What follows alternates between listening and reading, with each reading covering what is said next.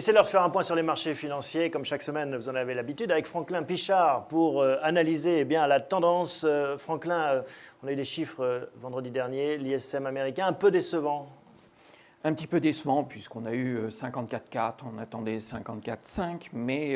Tout est prétexte, de toute façon, pour être déçu. Voilà, tout est prétexte. En ce moment, clairement, dès qu'on approche des 3800 points, on cherche les prétextes pour à nouveau corriger et baisser de 100 ou 200 points derrière. Bon, mais c'est grave ce chiffre ou pas, cet ISM américain ? Écoutez, il n'est pas du tout grave, puisqu'à 54,4, ça correspond à une croissance annuelle de l'ordre de 4, un petit peu plus de 4,2%. Si c'était cela, ce serait même une très très bonne chose. La seule chose, c'est qu'on n'est pas du tout sûr de mois en mois de maintenir ce rythme-là et que ça ne se dégrade pas davantage le mois suivant. C'est surtout cela que les marchés font payer. Autre sujet qui revient, j'ai envie de dire, mais c'est ça la bourse, des cycles éternels, la guerre d'échange qui se reprofile à l'horizon. On en avait parlé il y a quelques mois, ça revient sur le devant de la scène. Ça revient sur le devant de la scène parce qu'aujourd'hui, il y a des monnaies faibles, il y a des monnaies fortes. L'intérêt des faibles, c'est de pouvoir exporter. Les monnaies fortes se trouvent être pénalisées, en tout cas pour certaines d'entre elles. C'est le cas de la zone euro. Donc effectivement, aujourd'hui, il y a un vrai bras de fer qui se joue entre les différents continents sur les devises. Et ça pèse sur la zone euro et donc sur notre CAC 40 qui consolide un petit peu depuis quelques jours. Maintenant, la semaine dernière, on a perdu 2,5%. Et donc cette force de l'euro, finalement, paradoxalement, est toujours un boulet. Oui, elle est un boulet parce que vous vendez plus de Boeing que d'Airbus. Plus globalement, l'Europe se trouve un petit peu pénalisée. Pourquoi on n'arrive pas à sortir de cette ornière? On a toujours le même problème. On dit que les États-Unis sont très forts, ils arrivent à faire monter le dollar quand ça va bien et à le faire baisser quand ça va mal. Pourquoi nous, on subit toujours ça? C'est le manque de cohésion politique? C'est quoi? Non, mais au-delà de ça, c'est plus historique. Je crois que les États-Unis, malgré tout, restent et resteront le marché directeur et on n'arrive pas à s'émanciper de cette situation. Alors ça risque de continuer, en tout cas à très court terme, puisque vendredi, on attend les chiffres de l'emploi américain. Ça, c'est un indicateur qui a été pas mal suivi ces derniers temps.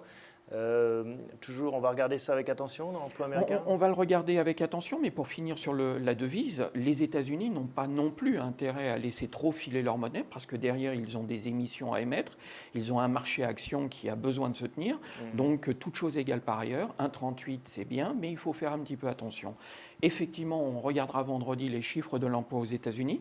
On sait que la production se tient très très bien. L'ISM, les commandes des directeurs d'achat étaient légèrement décevants, mais on sait que la production va très bien et donc par conséquent on s'attend à des créations d'emplois vendredi. Est-ce qu'on se souvient qu'il y avait une petite alerte sur les derniers chiffres de création d'emplois ou de destruction d'emplois et donc c'est quand même un indicateur qui peut faire bouger les marchés. Autre élément américain, Alcoa qui ouvre le bal des résultats du troisième trimestre. Alors effectivement, jeudi on ouvre, c'est la saison des résultats qui va commencer. On aura déjà dès ce soir ou demain quelques indications avec Monsanto, avec Marriott, etc., d'autres publications.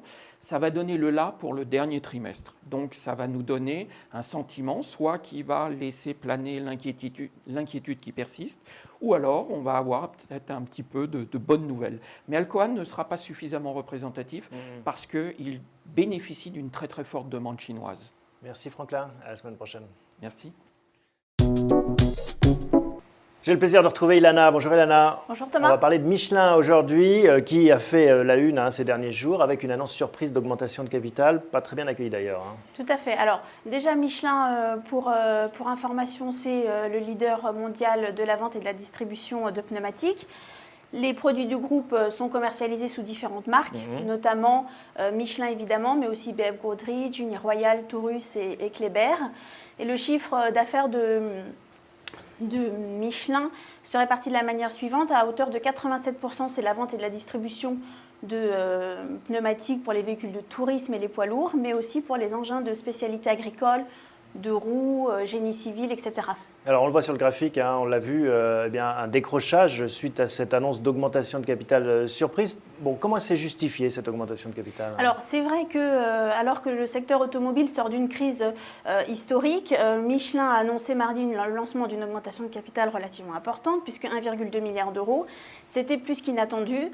Donc cette opération en fait doit permettre au groupe de financer l'accélération de son développement, Ça veut dire qu'ils n'ont pas les moyens eux-mêmes de financer ça, il faut qu'ils fassent appel aux actionnaires? Si aujourd'hui, ils l'ont. Le ratio d'endettement s'est abaissé à 53%. Mais c'est vrai que Michelin ne veut pas renouer avec ses anciens démons. C'est un groupe qui a été lourdement endetté dans le passé. Ils ne veulent pas mettre à mal leur capacité de crédit et rater des opportunités qui pourraient se présenter, notamment dans les pays émergents. Alors, une augmentation de capital avec une grosse décote, 45 € le prix de l'action, des actions nouvelles émises. C'est ça qui a surpris ou c'est la dilution à venir, un peu tout ça? Alors il y a deux choses qui ont surpris dans cette augmentation de capital. Tout d'abord, bien évidemment, son montant, mais c'est aussi le fait que les investisseurs se demandent pourquoi recourir à une augmentation de capital alors que les taux d'intérêt sur le marché sont si bas. D'autre part, effectivement, comme vous l'avez souligné, le prix de souscription à 45 € largement décoté par rapport au cours de clôture, oui, 65 €. On était à 65, oui. Voilà, donc c'est vrai que Michelin, logiquement, mardi à la bourse, a baissé très fortement sur les marchés financiers. Cette baisse spectaculaire s'explique par la large décote et montre quand même un certain scepticisme des investisseurs face à l'opportunité financière de cet investissement. Mais investir en Chine, aller là où il y a la croissance, comme le dit Michelin, ça reste fondamentalement une bonne décision, un bon moment? Effectivement, c'est vrai qu'il y a eu récemment une étude de Moody's qui a upgradé leur perspective de positive sur les équipementiers automobiles américains, pas sur les européens. Sauf pour ceux qui auront une présence assez développée sur les pays émergents.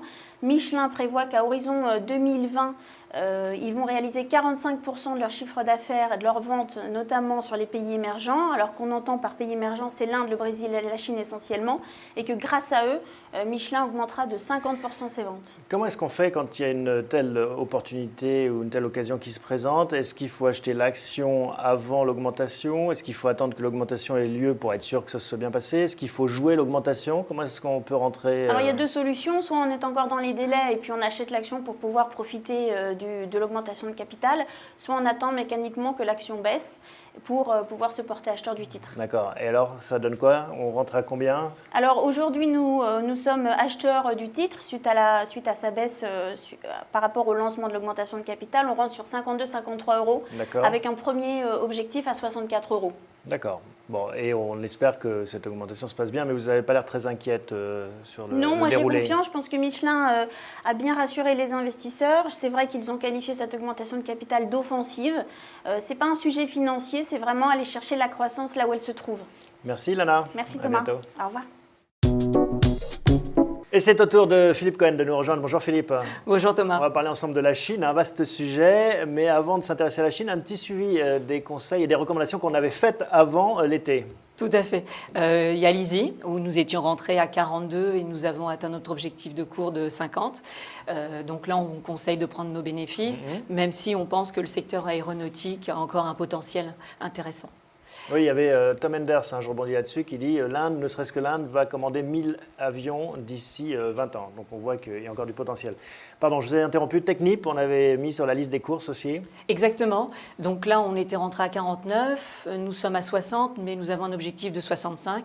Donc on se laisse porter, d'autant que Technip ne cesse d'engranger de très beaux contrats quasiment toutes les semaines dans le secteur parapétrolier. Et puisqu'on parle de liste des courses, il y a aussi les conserves, Bonduelle. Oui, et là justement, on va continuer à conserver parce que le cours n'a pas atteint nos objectifs, même on est en deçà de notre prix d'achat. On l'avait recommandé à 74, à vos 70, mais on reste quand même confiant. On conserve Bonduelle, bravo. Tout à fait.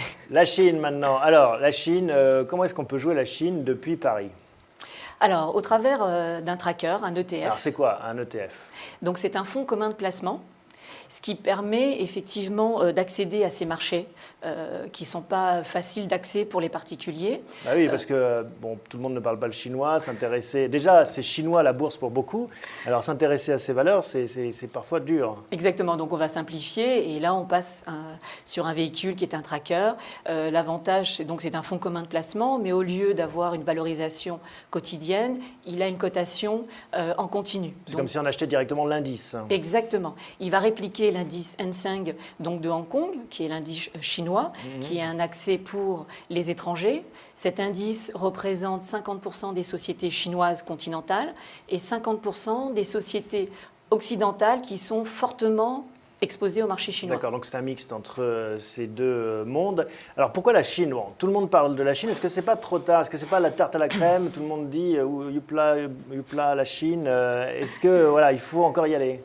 Oui, alors en plus, déjà, ce n'est pas une tarte à la crème parce que la Chine est un grand pays avec énormément de ressources, hein, 1,3 milliard d'habitants. Mais est-ce que ce n'est pas trop tard? Non, loin s'en faut, car cette année, c'est une année blanche pour la Chine.